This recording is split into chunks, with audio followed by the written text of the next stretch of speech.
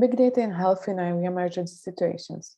Investigating IT approaches to big data in healthcare while balancing the right to health and the right to privacy. Presented by Aiste, Gerybaite, a doctoral candidate at the University of Bologna, University of Turin, and the University of Luxembourg. Supervisors for the research are Professor Ugo Pagano, Professor Monica Palmerani, and Professor Martin Theobald. The theme of the research project stems from big data and its use in healthcare emergencies. Therefore, big data, big problems. The research has divided the research problem into three main questions.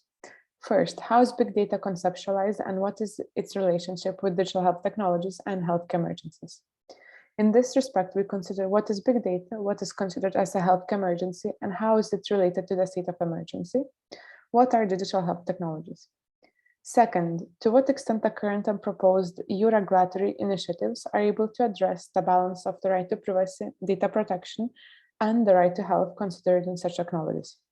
In this respect, we consider to the extent where current and proposed regulatory initiatives fall short in addressing the balance, are there any other ways to improve the legislative proposals in the current regulatory framework?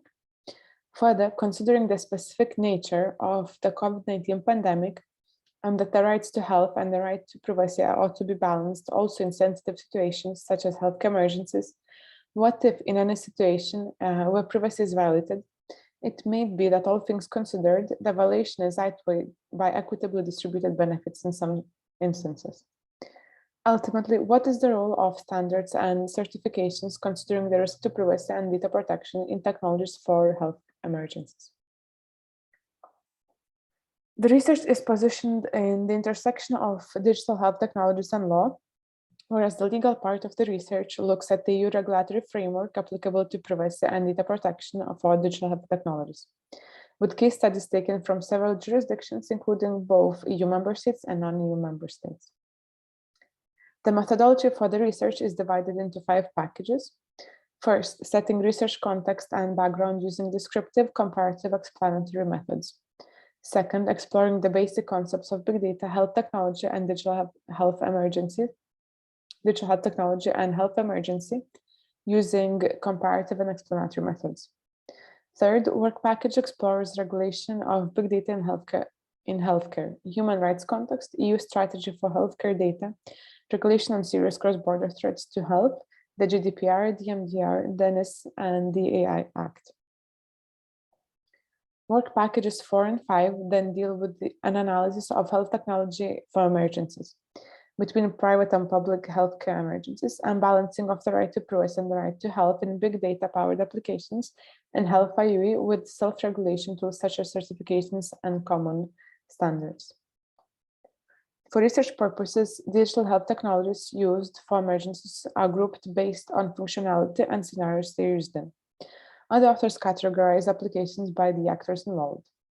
The survey of the state of the art indicated that tools for intelligent emergency response management are the most vastly researched area, with health monitoring tools following, while support tools for public health emergencies is not as researched, thus being the main focus for the research. The research focuses also on a number of case studies of digital health technologies deployed in and during COVID-19 pandemic. Such technologies were grouped into first generation and second generation applications. With respect to first generation applications used, we analyzed the EU approach to exposure notification applications and quarantine applications mostly. The analysis so far showed that applications of both exposure notification and quarantine applications differ greatly between the member states and largely depend on the political and social context of the member state involved. With respect to exposure notification applications, as we know now, the guidance for these came after most countries implemented some sort of solution, which then required to be amended to fit the EU approach. Regarding the balancing of privacy and the right to health, the research has found that in more developed countries, the approach to exposure notification apps was greatly scrutinized by all actors involved, governments, developers, and the general public. While in other countries, exposure notification applications did not receive such a scrutiny.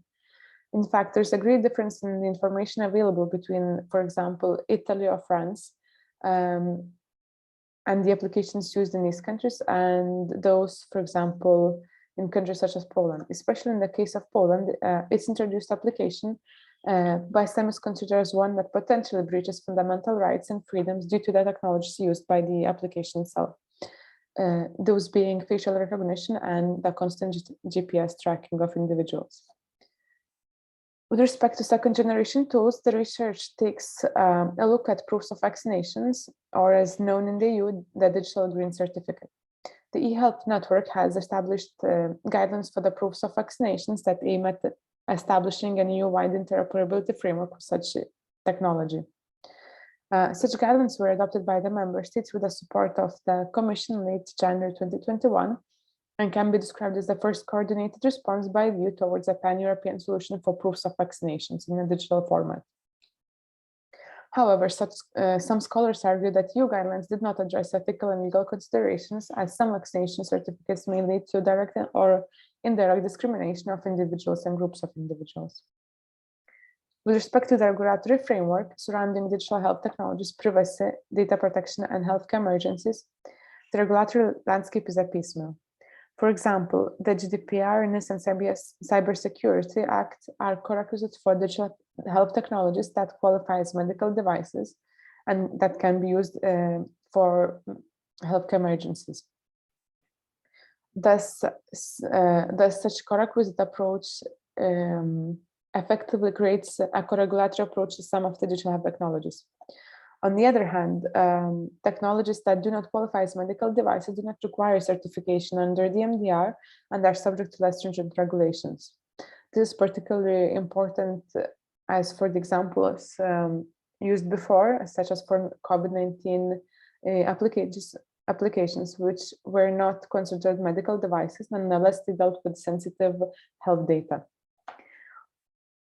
Also, considering developments of technologies such as AI for healthcare, technology developers may simultaneously fall under several regulatory regimes, such as the MDR and the proposed AI Act, which may have competing requirements, making introduction of such technologies in the EU harder.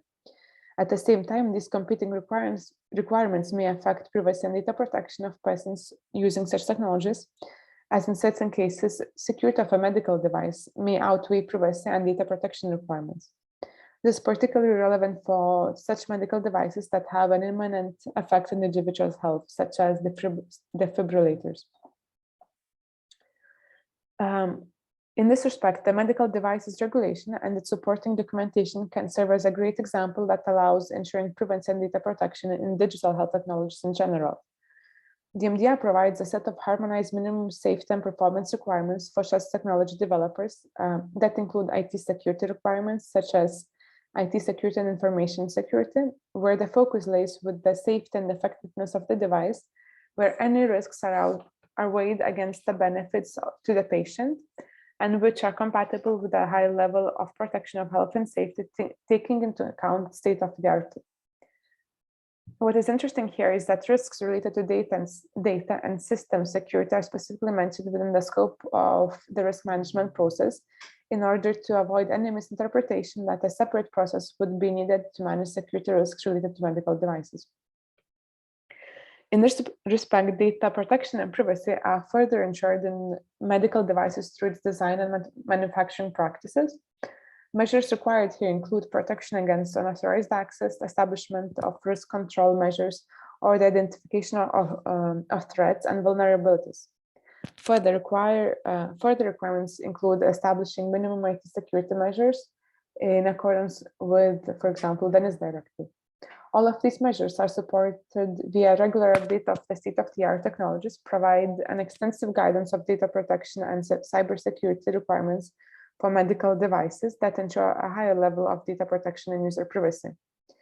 The MDR approach to privacy and data protection may be a starting point for digital health technologies that do not qualify as a medical device, but nonetheless process personal health data, such as well-being tools or other health technologies. Ensuring data privacy and protection is further supported by self-regulation tools such as standards and certifications. The research here argues that personal data and privacy in digital health technologies is ensured by and balanced through a complicated network of regulations, certifications, and standards that, when considered in totem, ensure personal data protection in digital health technologies. In this respect, the chapter established that private entity standards and certifications for data protection and privacy, while being industry accepted best practices, often fall short on establishing certification as to conformity with the GDPR requirements themselves. Such private standards and certifications, therefore, are complementary tools and allow to partially ensure the GDPR compliance, as their accountability and supervision mechanisms fall short vis-a-vis those established in the MDR. Finally, there are a number of presentations and publications which can be read for the research. Thank you, and should you have any questions, do not hesitate to contact me on the email provided in the slide.